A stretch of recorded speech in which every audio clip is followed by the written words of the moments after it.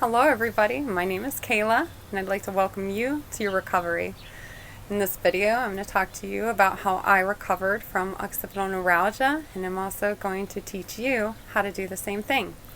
Occipital neuralgia happens, when you have compression or irritation to the nerves in the back of the head. It's like the skull base, the very back of your head, very top of your neck. That is your occipital region. There are many nerves that innervate the body from right here in that neck, that craniocervical junction. We're going to focus on the occipital nerves. The occipital nerves come right out of there in the occiput, and they're up through your skull and your scalp. They help you do things like move your eyes so you can see, help the neck move so you can follow your gaze. They also help you with things like your sense of proprioception, which is your body being able to tell where it is, where it is in relation to itself and also in relation to the space that you're in. I had debilitating effects of occipital neuralgia. I had extreme occipital pain and tenderness and sensitivity. I couldn't even touch my occiput. Just simply touching and pressing like that a year and a half ago would have gave me a spin attack. I would have been dizzy from that. I had problems lying on my back, like I couldn't lie and put my head down. I was very uncomfortable. I had to constantly move to try and avoid that pain, which was unavoidable. I was in constant chronic pain every day for years, especially in that occipital region. You get like a throbbing, aching, burning, and you can feel the nerves. You feel them. People describe it as a lightning zap. It's like it zaps you up into your head and even into your eyes. Some people even experience this zapping or shooting sensation into their brain.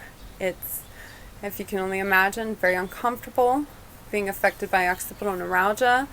A lot of people with the ON also have issues with migraines. It just will completely debilitate you. My occipital neuralgia was directly related to muscular dysfunction. I began developing widespread muscular dysfunction, positional compression, very bad posture due to active trigger points. I had activated trigger points in my neck and shoulders. My trap muscle was no longer able to fully support my head. The trap muscles right here in the shoulder attaches right up here in the back of your head and neck. When my muscle wasn't working anymore, I developed neck instability. I had an extreme head tilt because it's just amazing. The nerves get compressed, become dysfunctional. Your body tells the muscles to tighten up and protect everything, because every time I was moving, my nerves were being aggravated, my brain was being aggravated. So my body decided to limit my range of motion in order to protect my brainstem and my cranial nerves, including my occipital nerves. This resulted in me having a severe head tilt. I was tilted to the left. My shoulder was also raised. I had an extreme atlas bone misalignment, nearly pathological. So of course, I had a lot of localized compression to those occipital nerves. They were very irritated, became very dysfunctional.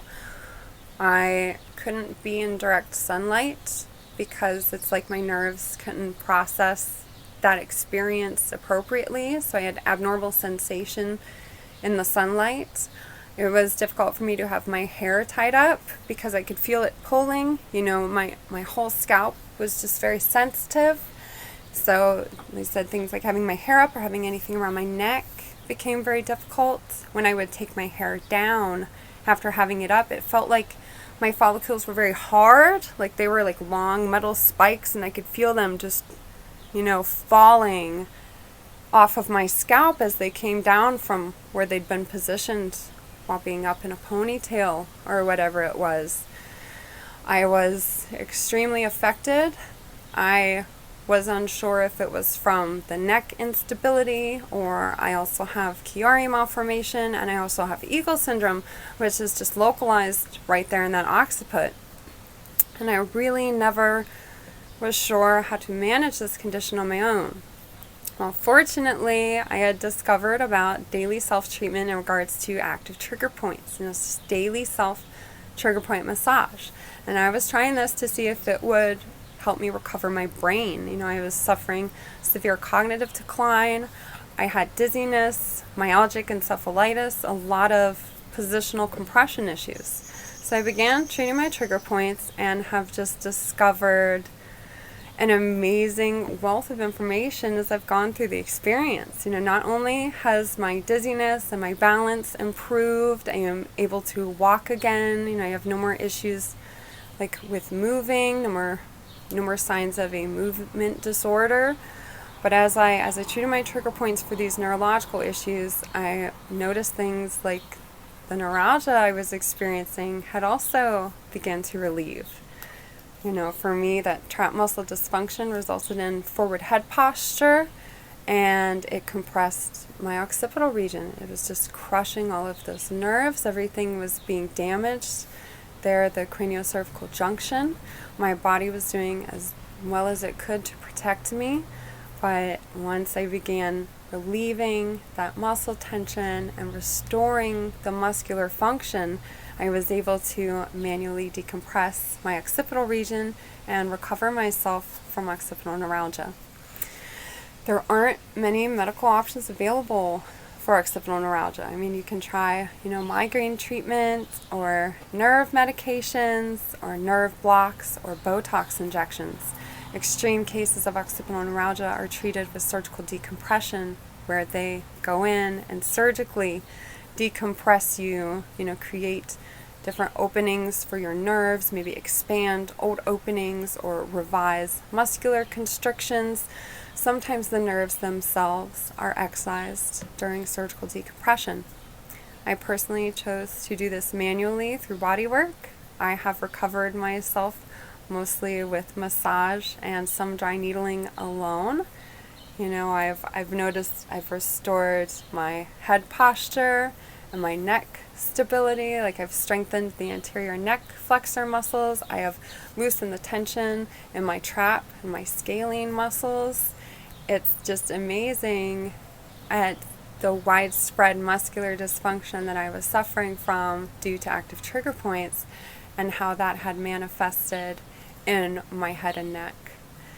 I've made videos to help teach you guys how to identify active trigger points in your head and neck. If you'd like to check those out to see if you are affected, if you do in fact have active trigger points, they must be treated every single day.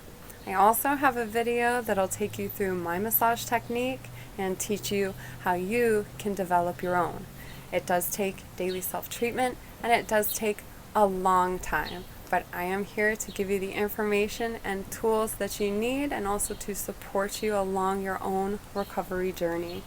If you are enjoying the information I'm sharing, please be sure to like, comment, share, and subscribe. It lets me know that I'm doing something that you like and also that you want to see more. Again, my name is Kayla, and I do appreciate you tuning in, and I will see you again next time.